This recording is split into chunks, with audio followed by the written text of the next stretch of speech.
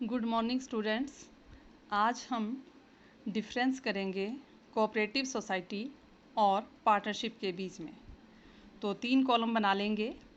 पहला basis of difference, दूसरा cooperative society और लास्ट पार्टनरशिप। सबसे पहला पॉइंट अधिनियम यानी कि एक्ट। जो कोऑपरेटिव सोसाइटी होती हैं उनमें जो एक्ट लागू होता है वो है कोऑपरेटिव सोसाइटी एक्ट 1912।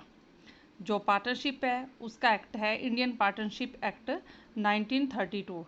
इस पे 1932 एक्ट लागू होता है और इस पे 1912 एक्ट जो है वो लागू होता है।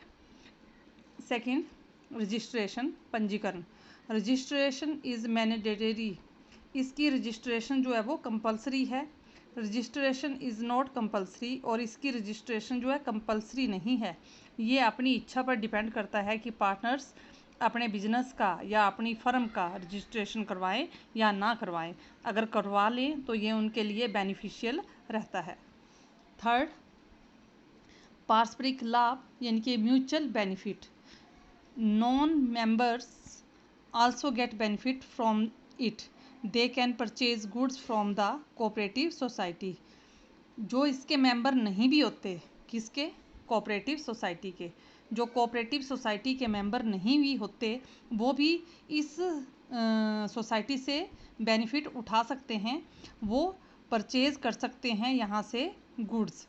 वो भी कोऑपरेटिव सोसाइटी से गुड्स जो है वह परचेज कर सकते हैं। मेंबर तो कर ही सकते हैं, लेकिन नॉन मेंबर जो हैं वो भी यहाँ से गुड्स जो है वो परचेज कर सकते हैं।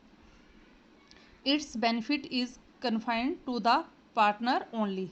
इसका बेनिफिट सिर्फ पार्टनर्स को ही होता है। जो पार्टनरशिप फर्म होती है उसका बेनिफिट सिर्फ पार्टनर्स को ही होता है। नेक्स्ट है ऑब्जेक्टिव, उद्देश्य।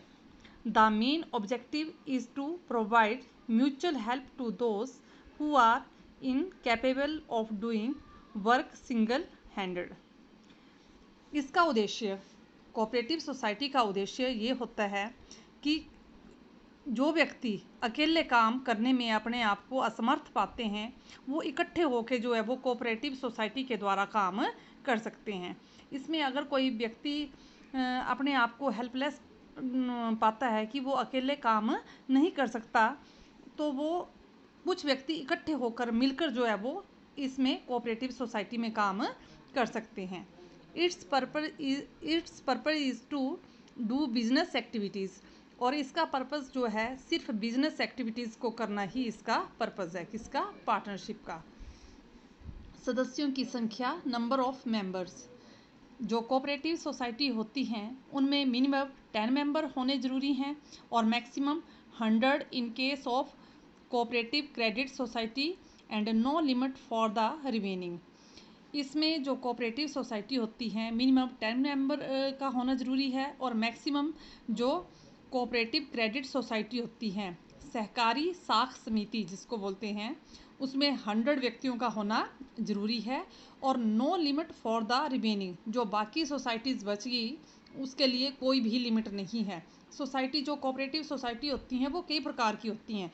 जो क्रेडिट कोऑपरेटिव सोसाइटी होती हैं वहाँ पर 100 मेंबर का होना ज़रूरी है मैक्सिमम, लेकिन बाकी जितनी भी सोसाइटीज़ होती हैं वहाँ पर नो लिमिट, जितने मर्जी व्यक्ति हो सकते हैं, लेकिन मिनिमम जो है वो 10 लोग होने ज़रूरी हैं।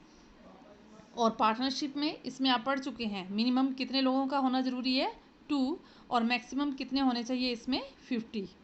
तो ये था डिफरेंस बिटवीन कोऑपरेटिव सोसाइटी और पार्टनरशिप, और ये काफ़ी इम्पोर्टेंट है। ये डिफरेंस जो है वो आप याद कर लेना, क्योंकि आपने जो है वो पार्टनरशिप पढ़ ली है। अब हम कोऑपरेटिव सोसाइटी के बारे में पढ़ रहे हैं, तो इन दोनों को मिला के जो डिफरेंस बनता है वो ये मैंने आपको करवा दिया है। तो इसको आपने लर्न भी करना है और नोटबुक पे भी लिखना है।